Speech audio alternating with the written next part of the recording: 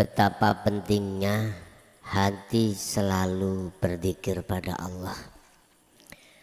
Bapak Ibu hadirin jamaah rahimakumullah, untuk malam hari ini kami akan membahas surat Maryam ayat 36 terkait masalah semua apa yang diberikan atau dihidangkan Allah terhadap kita semata-mata itu bentuk thariqah, semata-mata itu bentuk wasilah, semata-mata itu bentuk jalan untuk menuju dan bertemu Allah. Dan inilah yang disebut sebagai Shiratal Mustaqim. Apa hakikatnya Shiratal Mustaqim itu? Terus di mana tempatnya? Terus bagaimana cara kita untuk melewati? Rasulullah lewat pesannya di dalam hadis sahih yang diceritakan oleh Muslim, Bukhari Muslim, yang namanya sirat, jalan, atau wad, ya, itu halusnya lebih halus daripada rambut, tajamnya lebih tajam daripada pedang. Itu memang hadis yang diceritakan oleh Bukhari Muslim. Halusnya seperti lebih halus daripada rambut, tajamnya lebih tajam daripada pedang. Niki senes pedang bugingan, Pak, ya. Nah, ini bukan pedang yang kita pakai bacok-bacok gedang, bukan. Ini pedang memang dibuat perang, pedang yang dibuat untuk kesane, pedang yang dibuat untuk mengeksekusi tahanan atau mengeksekusi orang yang dihukum MT atau hukum mati. Sampai sekarang berjalan di Arab sana, Arab Saudi. Kalau Indonesia enggak. Indonesia kalau MT itu memakai senjata tembak itu, Pak. Jadi ada kru sebagai eksekutor, terdiri dari 5 bahkan 7 orang, dan di antara 7 itu atau 5 itu ada yang dikasih amunisi, ada yang tidak. Artinya setiap senjata itu tidak mungkin diisi peluru tajam, enggak. Jadi pihak eksekutor tidak tahu senjata yang kubawa ini pelurunya itu hampa apa tajam, tidak tahu. Jadi umpama 5 eksekutor ngoten, entah 1 atau 2 yang hanya diberikan peluru tajam, lainnya hampa. Sampai tak ceritani masalah kula piyambak nggih ngerti nih, ya diceritani, ngoten loh. Jadi di situ dengan kode dari komandan untuk bersama membidik atau menarik pelatuknya itu. Jadi nggak tahu mana yang ada peluru tajamnya. Dengan 1 titik jantung itu. Tapi kalau di Saudi tidak seperti itu dengan pedang. Jadi as-saif. Jadi maksudnya pedang yang dimaksud di sini lebih tajam daripada pedang yang dibikin untuk mengeksekusi tahanan yang disidang dan diputuskan oleh hakim sebagai hukuman mati. Ini lebih halus daripada rambut, lebih tajam daripada pedang. Cara jenengan angen-angen ya apa Pak? Angel. Apakah gak semuanya gak jatuh ke neraka jahanam? Baru naik, wong tajamnya seperti itu. Itu sebetulnya adalah kiasan Pak ya, kiasan. Wa innallaha lan sak temene Gusti Allah. Huwa ya Allah iku Rabbi pangeran ingsun wa rabbukum lan pangeran sira kabeh. Niki khusus untuk umat Islam. Innallaha huwa Rabbi wa rabbukum. Sesungguhnya Allah itu adalah Tuhanku dan Tuhan kamu sekalian. Oleh sebab itu fa'buduh, arahkanlah wajah rohaniyahmu terhadap wajah Allah. Piye wajah rohaniyah itu ya nopo? Terus wajah Allah ya nopo? Yang bagaimana? Kalimat ini dimaknani secara simpel di dalam hukum syariat itu gini Pak. Sesungguhnya Allah itu Tuhanku juga Tuhan. Oleh sebab itu fa'budu ya nyembah sirahu ing Allah. Simpel nih. Cuman pembahasan dengan sempurna yang dimaksud fa'budu nyembah itu bagaimana? Kita menemukan satu tafsir di dalam muhakamah niku nggih. Kalau menurut saya sih dangkal. Dalam arti dangkal kurang luas. Nah, di situ dimaksud fa'budu itu kita menyembah di dalam sholat 5 waktu. Kalau yang dimaksud di dalam sholat 5 waktu, di luar sholat berarti kita gak nyembah.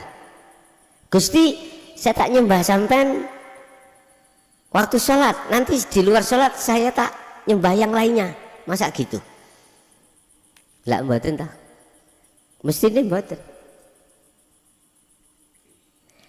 Keterbatasan maksud daripada fa'budu itulah yang menjadikan kita itu tidak bisa mengenal Allah. Keterbatasan ilmu untuk memahami tentang fa'buduh itulah sehingga kita itu masih kurang jauh, masih jauh dari kebenaran yang dimaksud fa'buduh. Mungkin dalam kesempatan malam hari ini sedikit kami akan mengurai kalimat fa'buduh, maksudnya menyembah.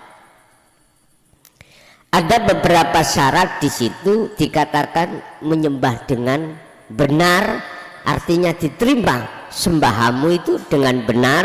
Ada beberapa syarat Bapak Ibu. Yang menghadap dan yang dihadap Pertama itu harus tahu menghadap siapa kau. Allah. Pun bener Pak nggih? Pun bener. Terus Allah yang mana? Udah diem. Ini keterbatasan pengetahuan kita. Kebanyakan umat Islam seperti itu khususnya. Pada umumnya manusia diem kita kalau ditanya Allah yang bagaimana. Yes, pokoknya Allah itu lah ya. Susah Pak nek musuh orang seperti ini susah. Pertama yang menghadap harus tahu siapa yang sebenarnya dihadap. Artinya harus tahu, harus ketemu dong. Ini syarat disebut ibadah itu diterima Pak. Ada beberapa syarat. Bagaimana mungkin kita akan bisa bertemu Allah ketika sholat, lawang kita itu belum paham tentang menyembah. Syarat menjadikan sesembah itu dikatakan diterima itu tidak tahu. Akhirnya kita dibukalah pintu persahadatan, pintu pemahaman mulai asyhadu sampai ke ilallah. Ilallah itu yang mana? Supaya ketika saat sholat betul-betul ruhania itu dalam kondisi tahu siapa yang disembah alias bertemu. Ini syarat dikatakan amaliyah atau ibadah itu betul-betul diterima di mata Allah. Pertama tadi harus bertemu. Yang kedua, syarat kita itu sudah masuk di dalam kategori fa'budu dengan benar. Apa yang ada tentang iman di dalam hati kita tidak boleh ada selain Allah. Tidak boleh. La taj'al ma'allahi ilahan akhara. Jikalau kau betul-betul ingin bisa bertemu pada Allah di dalam waktu sholat, la taj'al, jangan kau menjadikan selain Allah itu bertengger di dalam hatimu. Jikalau masih bertengger, maka jangan heran. Apapun status kita sebagai apapun ya, apakah orang embongan, apakah orang santri, apakah kiai, itu mohon maaf, mesti yang muncul di depan wajah ruh kita ya sesuai gambar itu. La taj'al ma'allah ilahan akhara. Jangan ada sesuatu selain Allah itu bertengger di dalam hatimu. Jikalau bertengger itu akan menjadi hijabmu dengan Allah. Sing kok dep iku kok ya yang bertengger kuwi, yang bertengger itu. Nah ini mesti terjadi Pak. Itu syarat dikatakan ibadah itu bisa diterima itu oleh Allah, dikatakan fa'budu menyembah. Jadi selain daripada Allah, bukan nama ya, singkul maksud Allah bukan nama, bukan sifat, bukan, sampai sudah tahu sendiri harus tidak ada selain itu. Makanya mengapa setelah wawu itu ada hak, fa'buduh, maka sembahlah, menyembahlah kamu sekalian hu. Iki kembalinya pada Allah, bukan Allah nama. Hu ini maksudnya kalau boleh saya ucapkan adalah ananya Allah. Ikilah sing kula maksud laisa lahu kamislihi syai'un. Laisa kamislihi syai'un. Yaitu. Jadi wajah ruh sampean berupa iman itu menghadap kekosongan itu. Yang katanya kosong padahal tidak kosong. Ada isinya, Mbak. Makanya bahasa kitab nahwu apa? Isim dhamirnya hu itu Allah. Nah ini kan ada hak hukum huruf hak tadi tuh. Huruf hak iki kosong memang. Tapi kosongnya ini ada yang menempati. Bukan lafaz tulisan Allah itu. Bukan.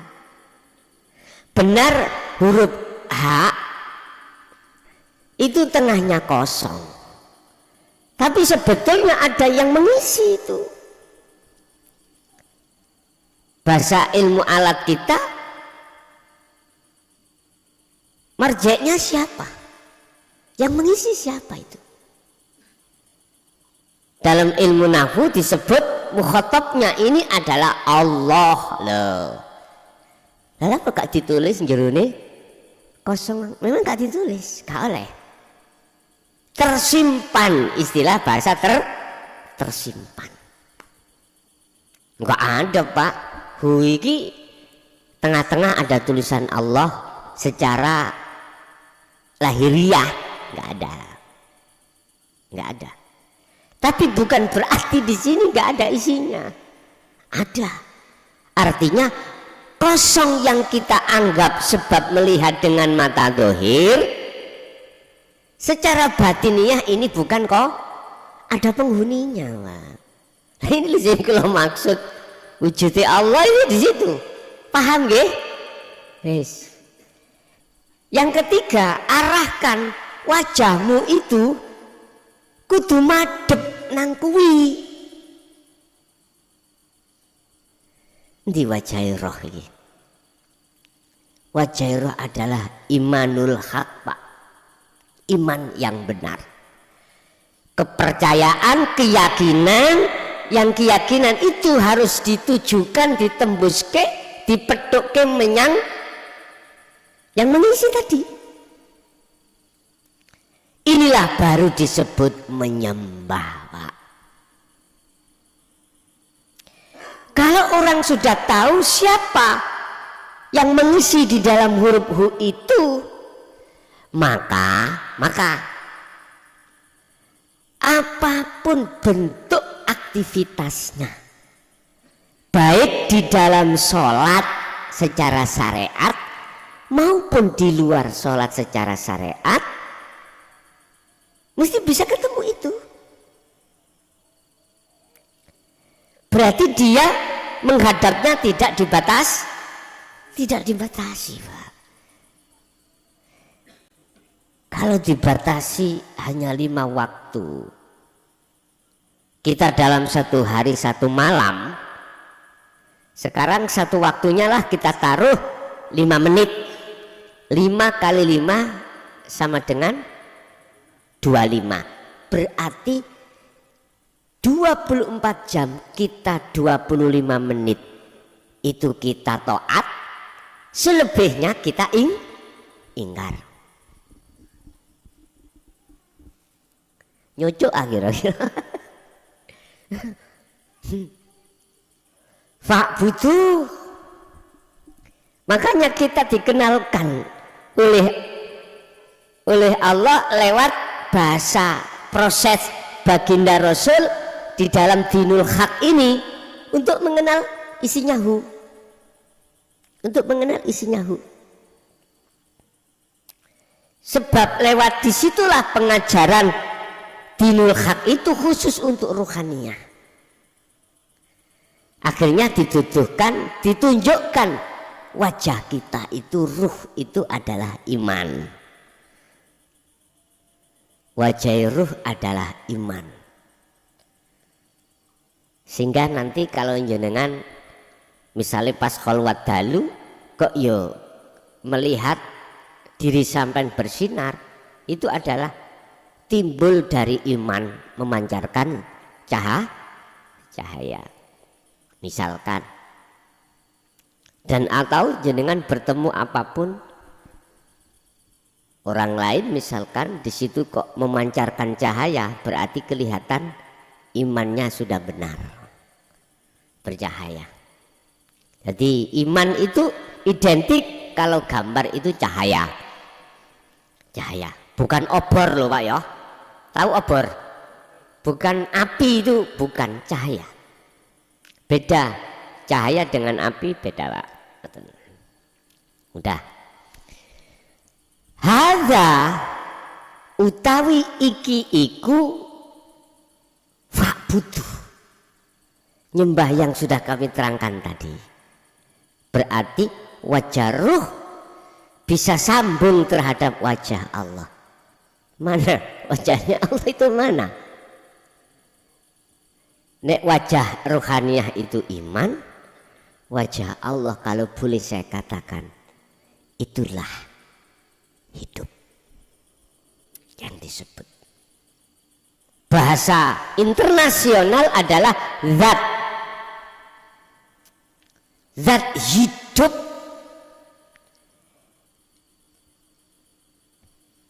Tampilannya umpama ditulis ya itu loh Pak, kekosongan yang ada di huruf H itu. Bapak Ibu, artinya manakala iman sampean iki kok yo hanya pada sang yang hidup itu, yaitu Allah Subhanahu wa ta'ala, maka ini dikatakan iman jenengan iki wajah sampean sudah tembus.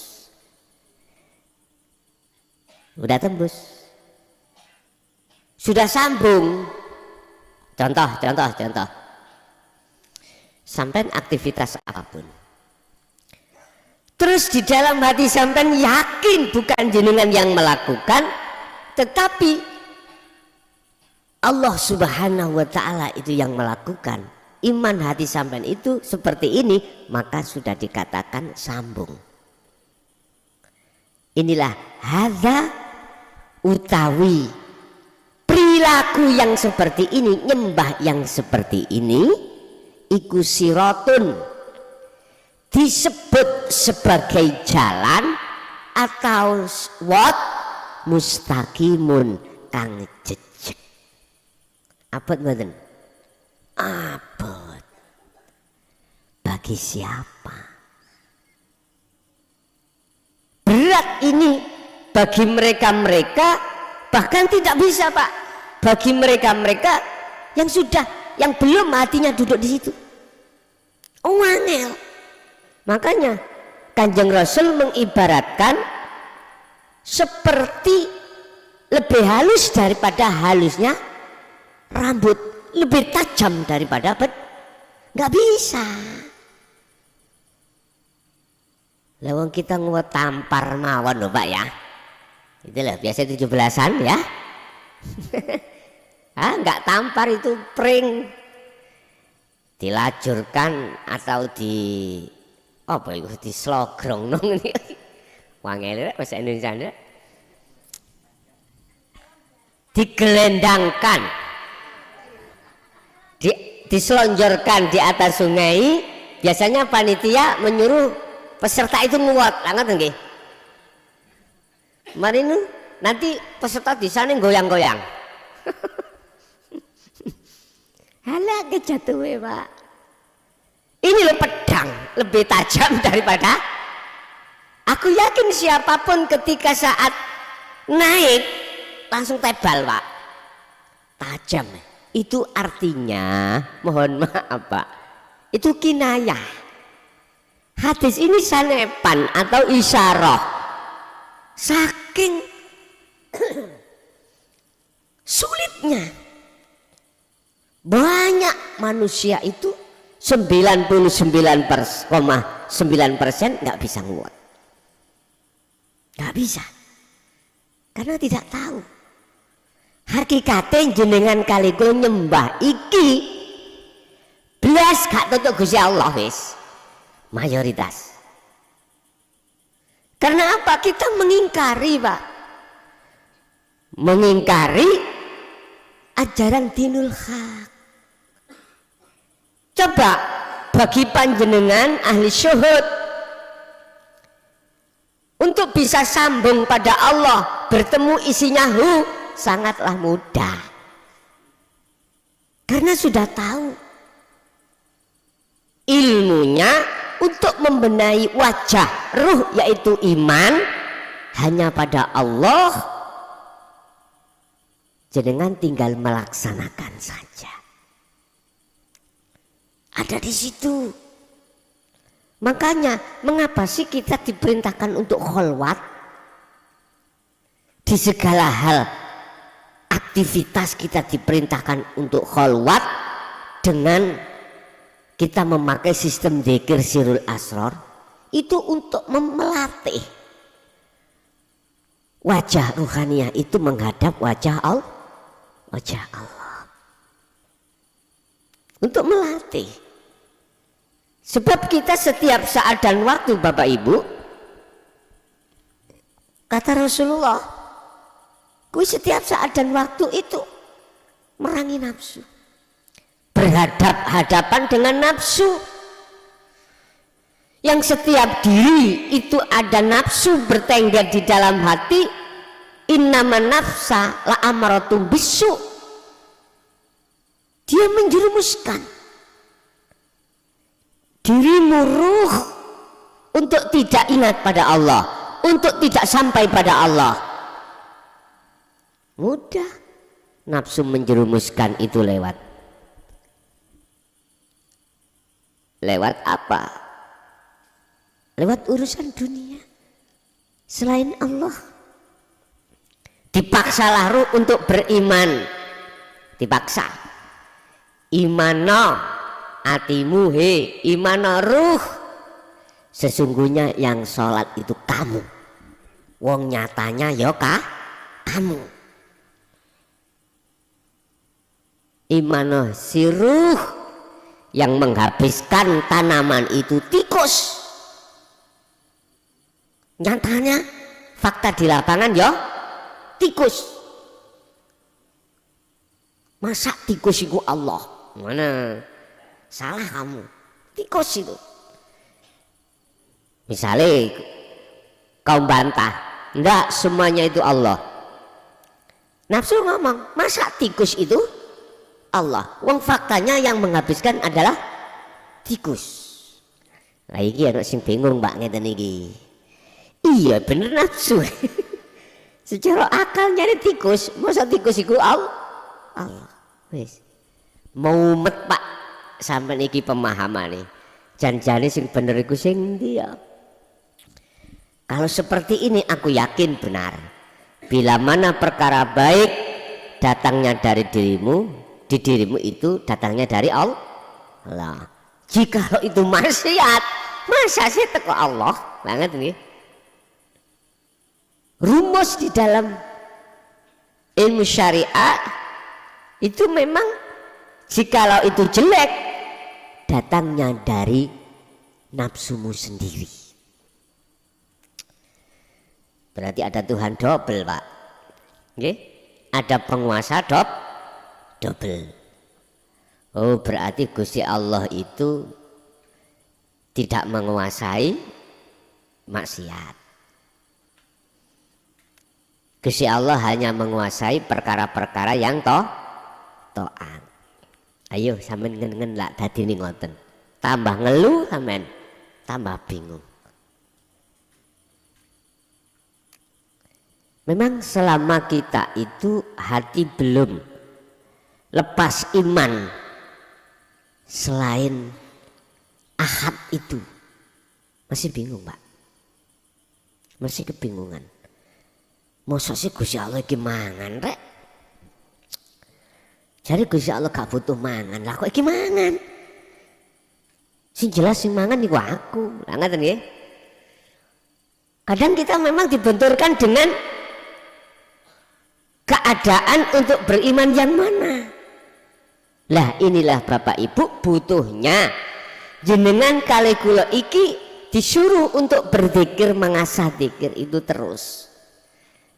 Sebab dengan mempraktekkan zikir itulah nanti dengan sendirinya jenengan akan dibimbing Allah untuk memahami maksud yang sebenarnya, yang dikatakan maksud api elek parani sangka Gusti Allah. Nek sampai nebono akal Pak, memang kontradiksi terus karena akal memakai hukum syariah. Iman terimanya angan-angan jenengan dengan iman. Jangan mudah Anda itu percaya dengan akal, jangan mudah. Iman yang harus jenengan utamakan. Hadza siratun mustaqim. Jikalau ruhaniyahmu, wajah ruhaniyahmu itu betul-betul bisa menghadap pada wajah Allah, maka itulah disebut siratun mustaqim. Berarti siratal mustaqim itu tidak menunggu besok, yang dulu itu kita secara syariat kan diterangkan Pak. Besok itu ya setelah hari kiamat menungso sing wis dipendem itu dibangkitkan Allah. Lah ngaten nggih. Untuk mempertanggungjawabkan semua pekerjaannya ketika saat di dunia. Mudah sekali Allah membangkitkan. Akhirnya malaikat Israfil iku ditangekne diuripne Gusti Allah. Fil tangiya sebulan pisan kas trompetmu, sing maksud tujuannya nyebul yaumi yub'atsun, disebut sebagai hari kebangkitan. Ini cara syariat dibangkitno maneh, akhirnya tik bejudul. Nek cara Quran itu mengatakan seperti terie apa cukulan-cukulan ini loh Pak, kan mari hujan asalnya kan gak muncul ya, gak muncul suket, gak muncul apa ketika setelah hujan turun seret. Nek bahasane kitab udan mani ku 40 dina 40 wengi udan mani, jadi dunia iku dipenuhi mani. Lah disitulah nanti akan muncul jenengan ini tek bejudul. Akal ngomong, apa mungkin tah wong balung-balung saya sudah rontok, sudah hilang dimakan apa cacing dan kembali ke tanah lagi. Mungkinkah ini akan muncul seperti apa cukulan itu? Nek akan jawab gak mungkin. Tapi kalau iman menjawab gini, apakah tidak lebih ekstrim Anda sebelum ada itu diadakan? Mudah sekali bagi Allah membangkitkan kau yang asalnya tidak ada diadakan, terus tidak diadakan sekarang membangkitkan, mudah sekali. Kalau iman yang menerima bisa, kalau akal nggak bisa Pak. Karena akal itu hanya menerima hal-hal yang masuk di akal, rasio gampangannya. Itu yang selama ini kita dengar siratal mustaqim itu besok lah gitu ya. Padahal kami terangkan sak temene sesungguhnya siratal mustaqim itu sudah di dunia ini. Tinggal Anda belajar untuk melewati atau enggak. Barang siapa saat di dunia tidak tahu siratal mustaqim dan tidak mau melewatinya, tak jamin sesuk langsung ceblok. Bahasa syariat ya, tak jamin, nggak akan mungkin. Makanya mengapa Rasulullah mengistilahkan lebih halus daripada halusnya rambut, lebih tajam daripada tajamnya pedang. Nggak bisa. Jawabannya nggak bisa. Sungguh sulit. Artinya apa? Fa'budu, menyembah yang dimaksud Al-Quran itu bagi mereka yang menolak ajaran dinul haq, walaupun ngalimoyo opo Anda, amaliyahmu dohir di dunia itu tumpuk-tumpuk, nggak ada yang nandingi, nggak akan pernah bisa. Satu saja sebagai barometer kalau nggak bisa, ketika sholat, bisakah kita yang alime notok langit waktu sholat bisa tembus sambung nang yang isinehu? Nggak bisa, nggak bisa, karena kita tidak masuk golongan yang disesuaikan dengan surah Al-Baqarah 257. Di poin pertama, Allahu waliyul ladzina amanu yukhrijuhum minadh-dhulumati ilan nur. Kita tidak masuk di situ. Justru kita masuk di poin yang kedua, walladzina kafaru awliya'uhumut taghut. Waktu di dunia kita sibuk bersukaria dengan selain Allah. Itulah namanya syahwat, ya, kesenangan mata dunia yang bersifatkan kehidupan dunia. Kita sibuk dengan itu dan menjadikan itu sebagai sandaran kita. Akhirnya jatuhnya iman kita ya terhadap tauhid itu. Kalau di poin pertama, golongan jenengan sebagai ahli syuhud, apa? Hati jenengan condongnya itu hanya pada Allah. Yang ku maksud Allah isinya hu itu tadi.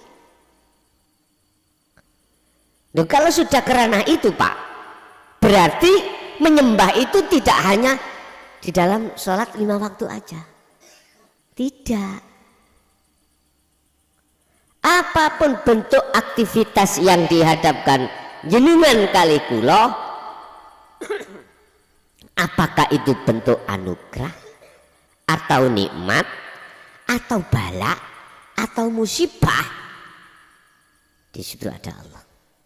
Anda mesti koneksinya, sambungnya itu hanya pada Allah Subhanahu wa Ta'ala itu. Siapa mereka? Alladzina yastami'unal qaula,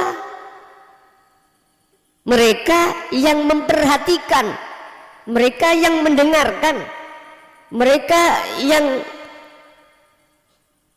menerima dan menghayati al-qaula. Al-qaula ini adalah maksudnya adalah isi daripada dinul haq. Itu yang disampaikan Rasulullah, isinya ilmunya tentang la ilaha illa anta wa ana di sini. Sini Pak. Itu yang selama ini kita bahas, kita serukan di Pintrang di minggu kedua. Ya ini. Bukan kulit tapi isinya. Yang kita urai itu isinya. Setelah itu sudah masuk di dalam hati kita, muncullah satu iman. Artinya wajah jenengan sampai kali kula yang tadinya belum menerima ayat ini, belum menerima dinul haq ini, wajah kita dikhitabi Allah dalam satu ayat, ulaika kal an'am balhum adhal. Sebetulnya wajah kita itu iman pada selain Allah, sama halnya kita itu wajah kita berupa hayawan.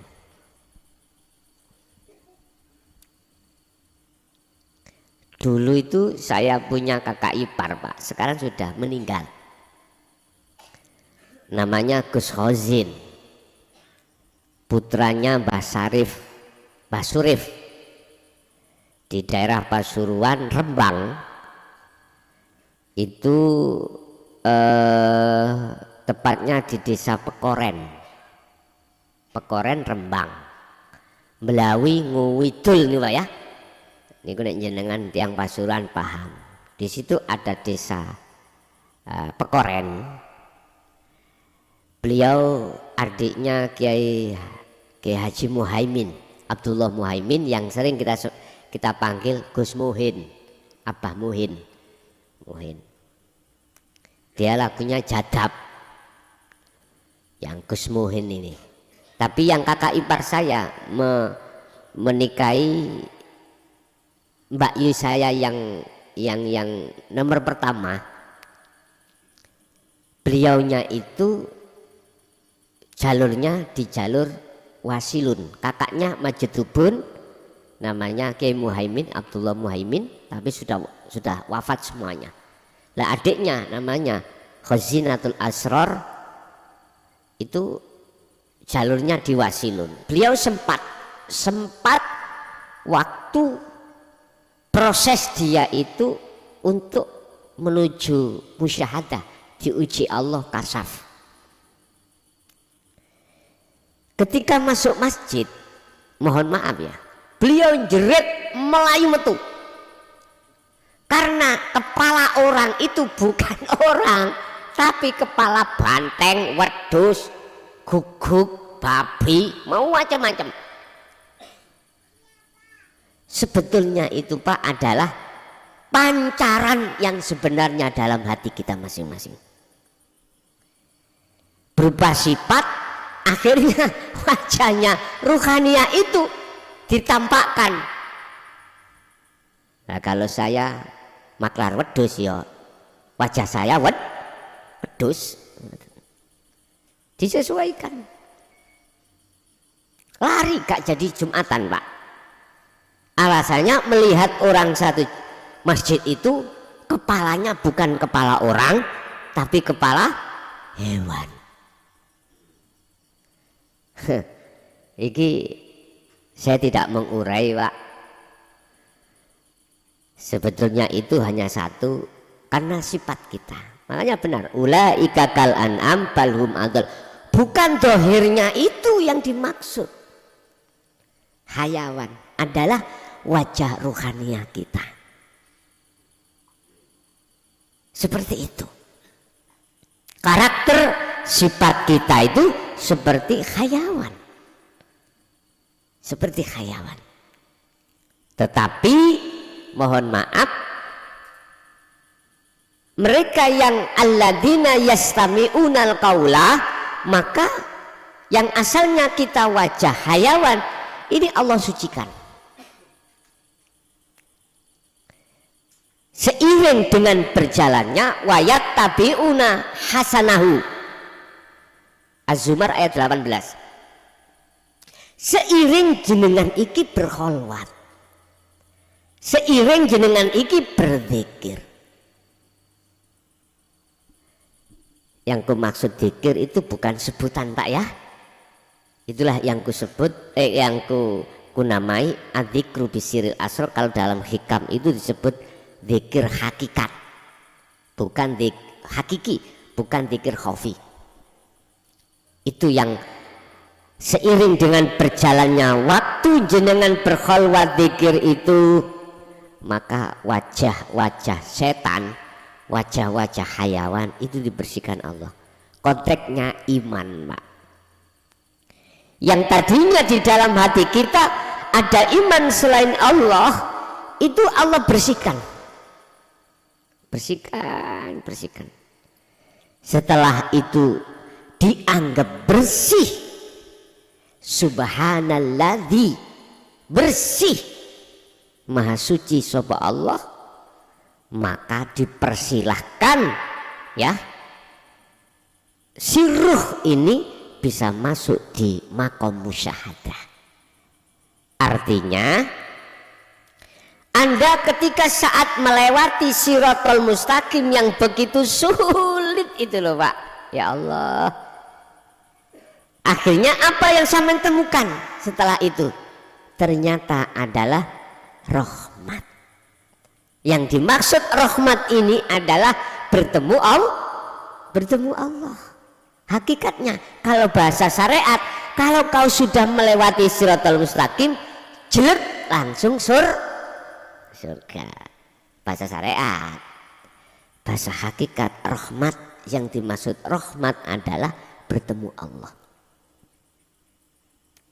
Kan sudah ada keterangan sistematis cara kita untuk bertemu Allah yang disampaikan oleh Allah. Hanya dua. Apa? Fal ya'mal amalan sholihan. Berarti kita harus berkholwat. Ini sudah paham, sudah melewati yastami'unal qaula. Sekarang wayat tabi'una hasanahu. Kita berkholwat, kita tinggal zikir terus diasah. Ini kan kita melewati Shiratal Mustaqim. Lah. Yang kedua, wala yusyrik bi ibadati rabbi ahada. Jangan ada selain Allah di dalam dirimu. Nah inilah yang ku maksud, seiring berjalannya zikir di dalam kholwatmu itu, Allah membersihkan iman-iman yang selain Allah yang sudah masuk di dalam jagati ati. Udah istilah wajah iki habis berlumuran dengan tletonge sapi, tletonge wedhus, ya toh? Apa itu kotoran-kotoran dibersihkan Allah. Kalau ini sudah bersih wajah ruh, maka akan tampak dan nyatalah. Jadi yang dimaksud yusyrik, menyekutukan Allah ini yang asalnya itu berbentuk ya kotoran-kotoran, Pak. Habis maka disitulah yang dikatakan bertemu Allah. Wa man kana yarju liqa'a rabbi. Barang siapa yang ingin bertemu Tuhannya, maka fal ya'mal. Pertama, jalankanlah zikir di dalam kholwat setiap saat dan waktu, apapun aktivitasmu. Yang kedua, wala yusyrik bi ibadati rabbi ahada. Seiring dengan berjalannya zikir kholwat Anda, maka perkara yang tadinya yang menjadikan sekutu terhadap Allah yang sudah masuk ini hilang.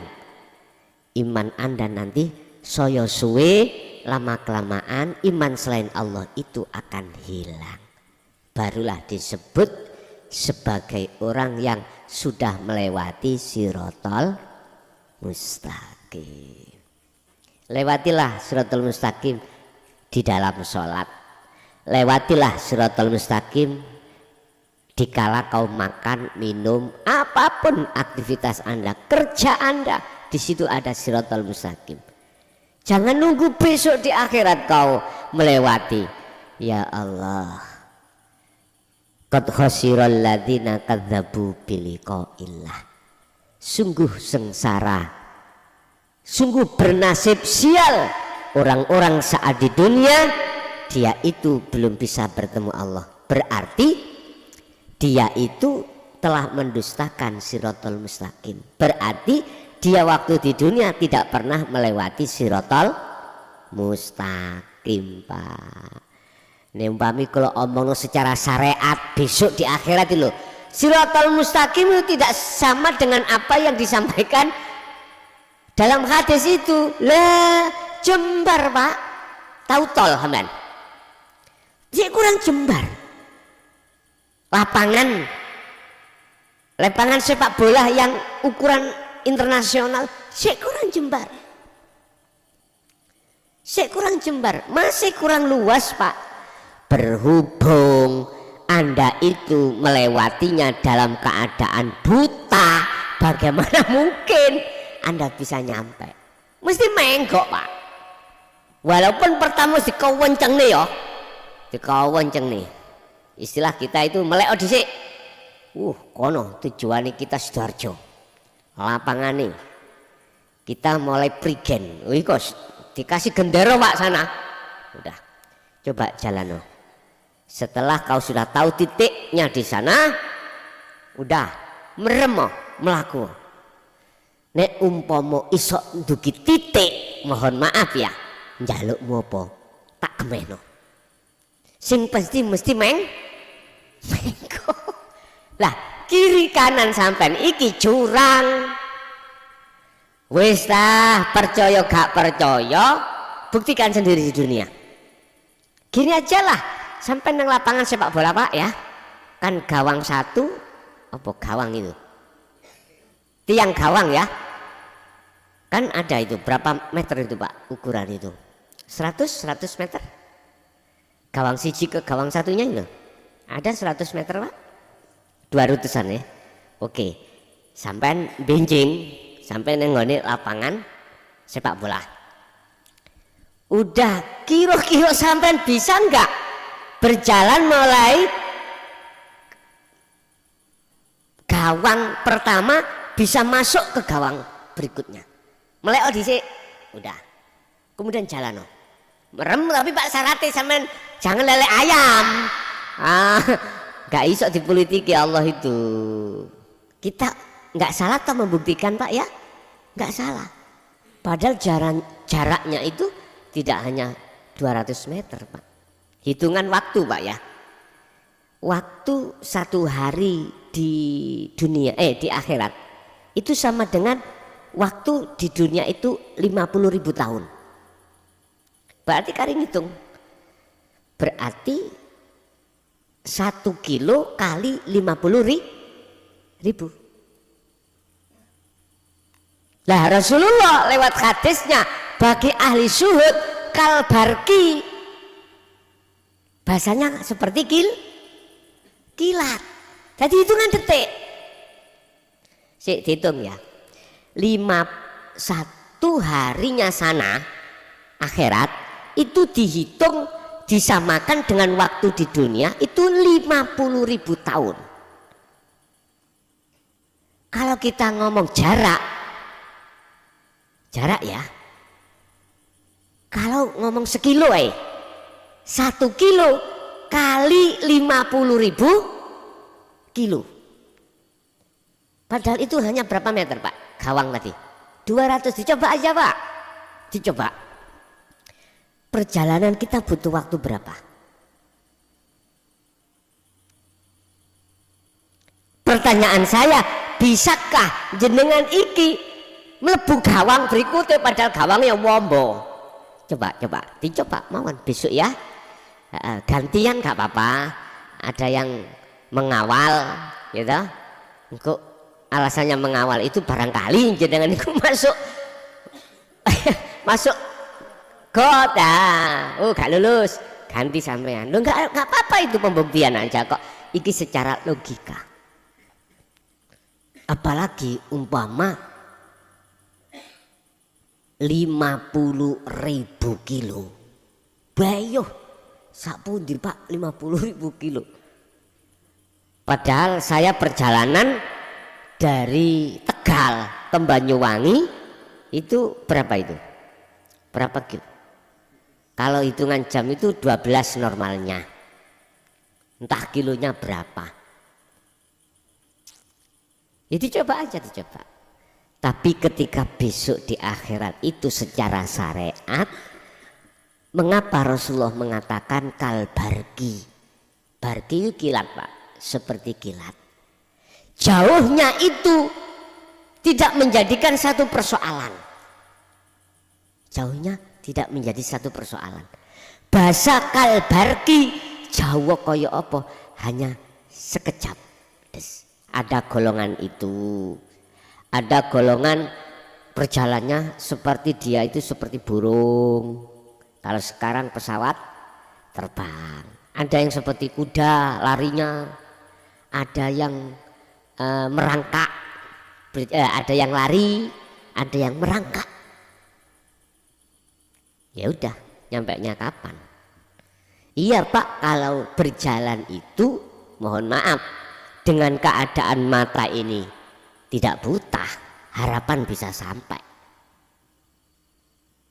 Kalau enggak, berapa miliar orang kita itu di dunia, terus masuknya itu mboten setunggal Pak, geruduk, tahu geruduk? Geruduk, anak situ kapan mari nih? Gusti Allah yang ngenteni ya kesuwen niku. Jadi langsung geruduk, tapi geruduke mboten mlampah, geruduke ceblok, ngoten lho, tahu? Bukan geruduk melaku dengan benar, geruduknya geruduk ceblok, jatuh ke jurang. Berapa ribu tahun mulai Siratal Mustaqim sampai dasar jahanam, ribuan tahun Pak, mboten sedina.